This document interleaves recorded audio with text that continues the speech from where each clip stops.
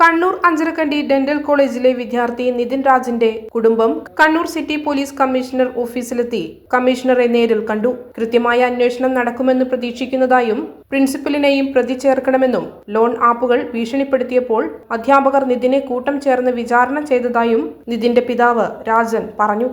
അതെന്ന് പറഞ്ഞാൽ അതാ പ്രിൻസിപ്പൽ ചേംബറിൽ വിളിച്ചെന്ന് പറയുന്നു. അങ്ങനെ എന്തെങ്കിലും ഇത് ഉണ്ടായിരുന്നെങ്കിൽ അവർക്ക് ഞങ്ങളുടെ വീട്ടിൽ രേഖാമൂലം ഓരോ കാര്യങ്ങളും വിളിച്ചറിയിക്കുകയായിരുന്നു. ഒരു 21-18 വയസ്സുള്ള ഒരു കുട്ടിയെ ഒരു 5 അംഗ സംഘം ഇത്ര രീതിയിൽ ഹരാസ് ചെയ്യേണ്ട ഒരു കൊലപാതകം ചെയ്തിട്ടില്ല. അങ്ങനെയാണെങ്കിൽ ഒരു 10,000 അല്ലെങ്കിൽ 2,000 രൂപ എടുത്ത് അധ്യാപകർക്ക് തന്നെ അപ്പോഴും കൊടുക്കാന്നുള്ളതല്ലേ ഉള്ളൂ. ബാക്കി ഞാൻ നാട്ടിൽ നിന്ന് ഇവിടെ എത്തിയിട്ട് കൊടുക്കുമായിരുന്നല്ലോ. അത്ര ഒരു ടോർച്ചറിങ് ചെയ്യണം.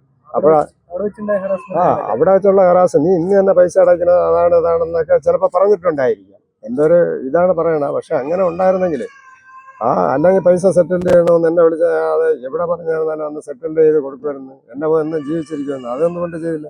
മാനേജ്മെന്റ് അപ്പോഴും കരുതി കൂട്ടി ചെയ്ത ഒരു പ്ലാന്റാണ്. അപ്പൊ ആപ്പ് ലോണിയർ അവരെ നോയുടെ കസ്റ്റഡിയിലെടുത്തെന്ന് നിങ്ങൾ അറിയുന്നു.